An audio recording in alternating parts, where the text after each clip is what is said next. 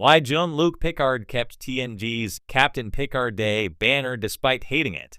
Captain Jean-Luc Picard Patrick Stewart kept the banner celebrating Captain Picard Day from Star Trek: The Next Generation even though he hated the holiday. As seen in TNG Season 7, Episode 12, The Pegasus, Captain Picard Day was a holiday celebrated every year mostly for the school children aboard the USS Enterprise D. The children created various art depicting the captain, which Jean-Luc himself then judged. A young boy named Paul Menegay won the contest in 2370 by sculpting a clay sculpture of the captain's head.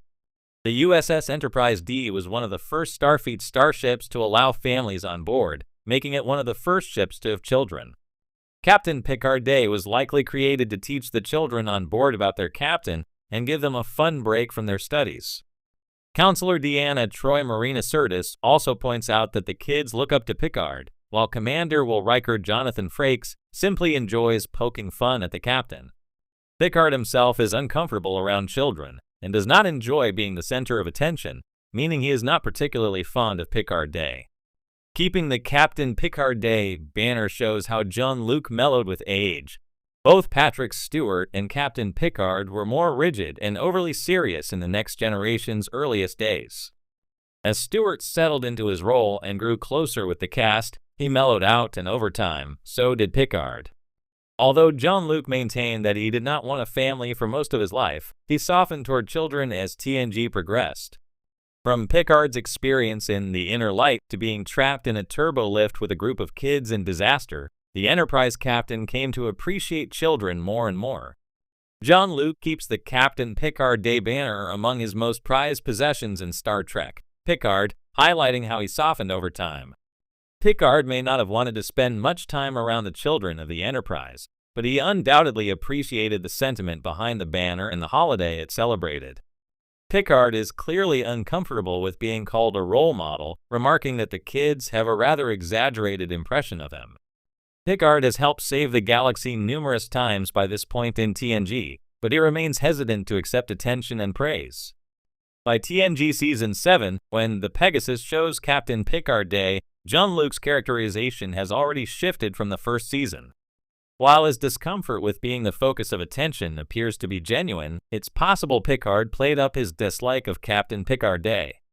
Part of the reason Picard never sat down for a game of poker with his crew was so that he could keep them at a distance.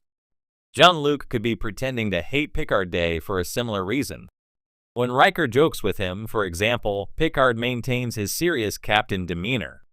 By the end of TNG, Jean-Luc will finally sit down with his crew for a game of poker. By the time of Star Trek, Picard, Jean-Luc has evolved even more and is no longer the rigid captain he once was. Picard is still serious when things matter, but he's more willing to have fun and joke with his friends. The Captain Picard Day banner in Picard is not only a fun Easter egg for Star Trek, The Next Generation fans, but also illustrates that Picard has always been sentimental. It just took him years to show it. Jean-Luc Picard was not a sentimental man. A lover of Shakespeare, archaeology, and Earl Grey tea, yes, but not sentimentality. He was the kind of man who straightened his uniform twice before entering a room and could slice through a diplomatic stalemate with the edge of his tone alone. To most of the crew aboard the USS Enterprise D, he was not just a captain. He was the captain, composed, intellectual, and dignified. So it puzzled many why he never removed the infamous Captain Picard Day banner from his ready room, especially after vocally declaring how much he hated the whole idea. To understand why he kept it, one must first understand what Captain Picard Day was and what it wasn't.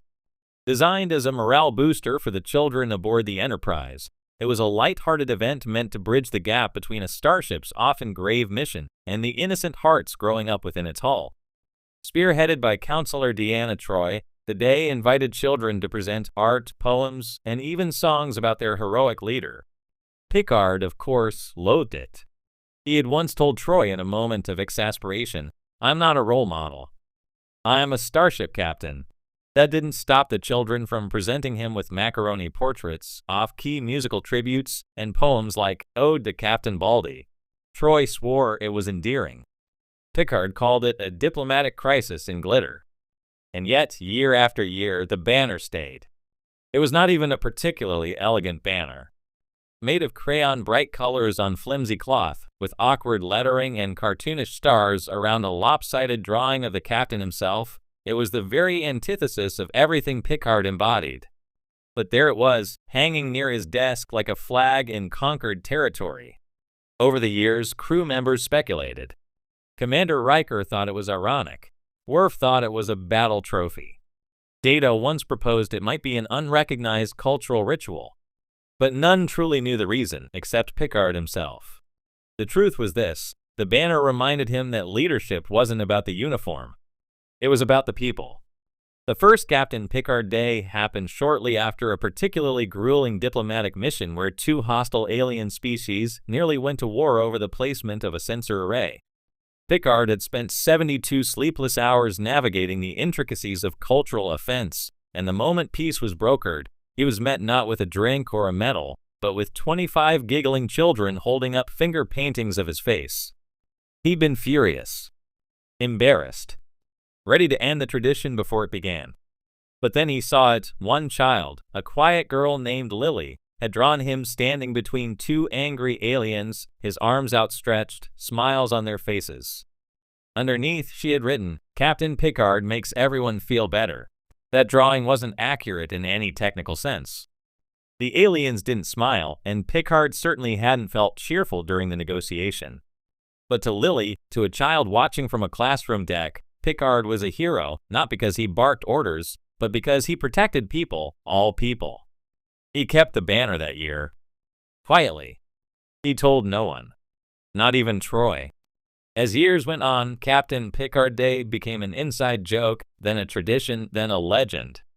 And each time he looked at that terrible banner, he saw not just a messy pile of arts and crafts, but a reminder of who he was expected to be.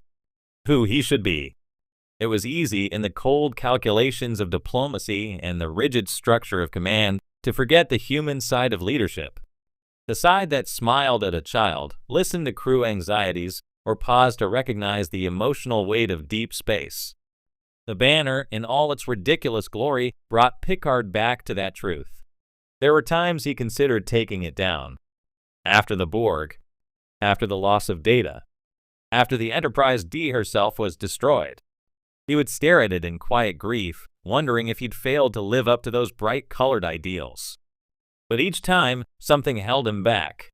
The banner was a relic, not of glory, but of hope. In the end, Picard was many things. A tactician, a diplomat, a warrior. But more than anything, he was a guardian of ideals, of Federation principles, and of the people who looked to him in awe and trust. That included children with paint-smeared hands and dreams far bigger than the galaxy. So yes, Jean-Luc Picard hated Captain Picard Day, but he kept the banner. Because in its childish scrawl, it contained the most profound of truths. Sometimes the best measure of a captain isn't found in battle records or star charts, but in the eyes of those who believe in him, no matter how silly the banner may be. And that, more than any award Starfleet ever gave him, was worth keeping. Let me know if you'd like a version that sounds more like an in-universe article or a speech. So yes, Jean-Luc Picard hated Captain Picard Day, but he kept the banner. Because in its childish scrawl, it contained the most profound of truths. Sometimes the best measure of a captain isn't found in battle records or star charts, but in the eyes of those who believe in him, no matter how silly the banner may be. And that, more than any award Starfleet ever gave him, was worth keeping. Let me know if you'd like a version that sounds more like an in-universe article or a speech.